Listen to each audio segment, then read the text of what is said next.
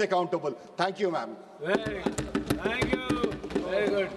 माननीय सदस्य श्री असादुद्दीन ओबीसी जी। चेयरमैन साहिबा, मैं शुरुआत में अपनी तरफ से ताज़ियत पेश करना चाहूँगा उन 26 लोगों को जिनका नाम पूछकर और मुसलमान नहीं होने के नाते पर उनको गोली मारकर कत्ल कर दिया गया।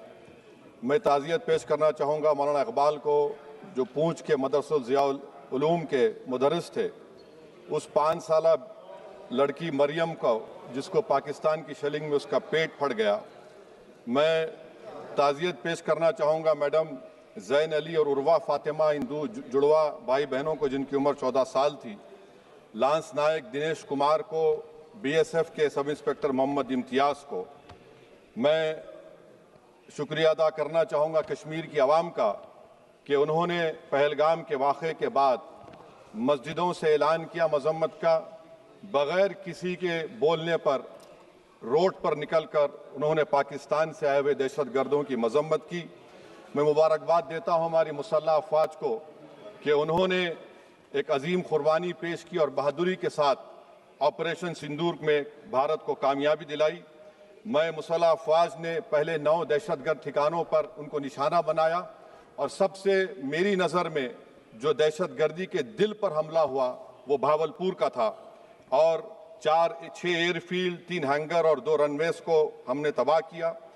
बाद में ऑपरेशन सिंदूर की कामयाबी की एक अहम वजह यह थी मैडम कि मुल्क में इत्तेहाद और इत्तेफाक पैदा हो गया था, एक यूफोरिया पैदा हो गया था, मगर अफसोस कि हुकूमत ने उसका फ़ायदा नहीं उठाया।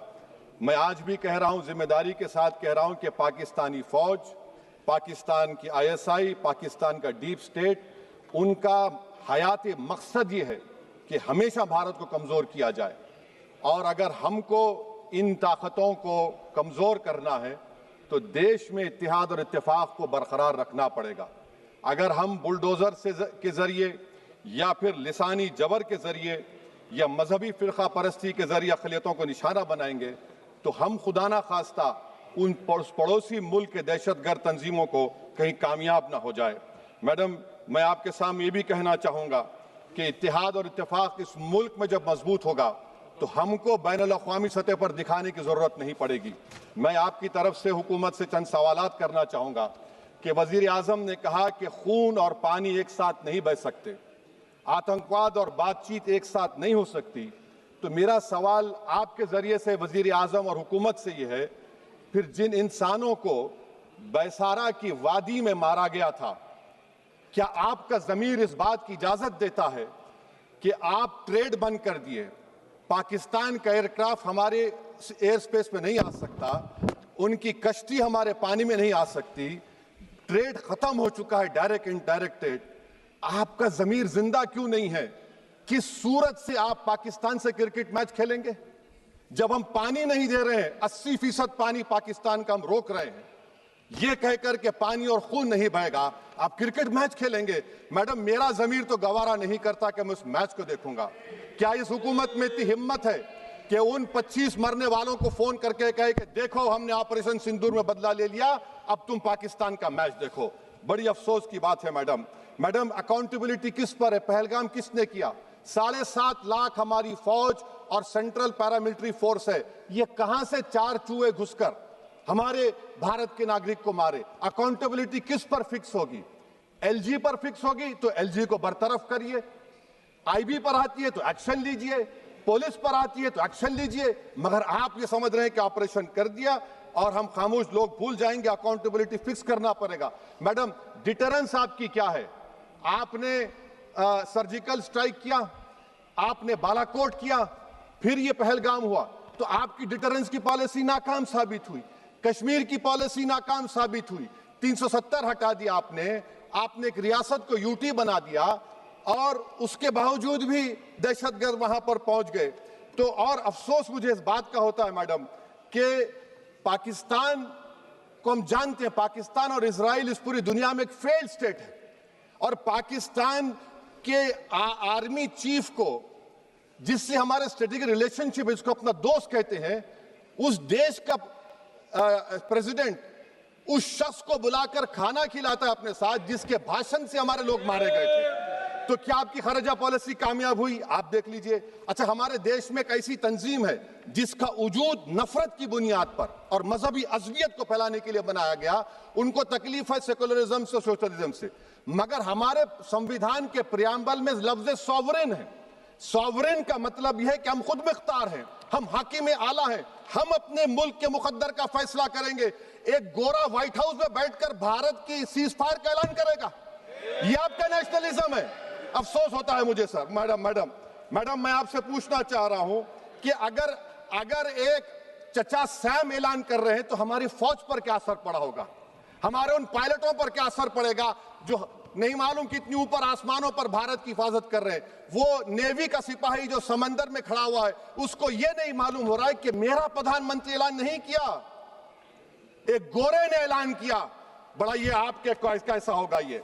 मैडम मेरा सवाल हुकूमत से यह भी है कि हम कोई एडवर्सेरियल कंट्री नहीं है अमेरिका के लिए, हम दोस्त हैं, स्ट्रेटेजिक रिलेशनशिप है। क्या क्या एग्रीमेंट हमने साइन नहीं किया, तो क्या ये दोस्ती निभा रहे हैं?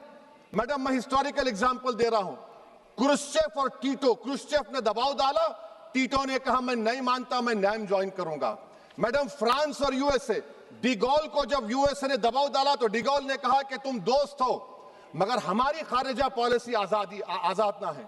मैडम वहीं पर आप देखिए गुजराल साहब, जिसको कहते सबसे कमजोर थे, वजीर आजम थे, उन्होंने बहादुरी का मजारा किया, रिफूलिंग करने नहीं दिया। वियतनाम 20 साल यूएसए से लड़ा मगर झुका नहीं, और हम उनको बोल भी नहीं पा रहे।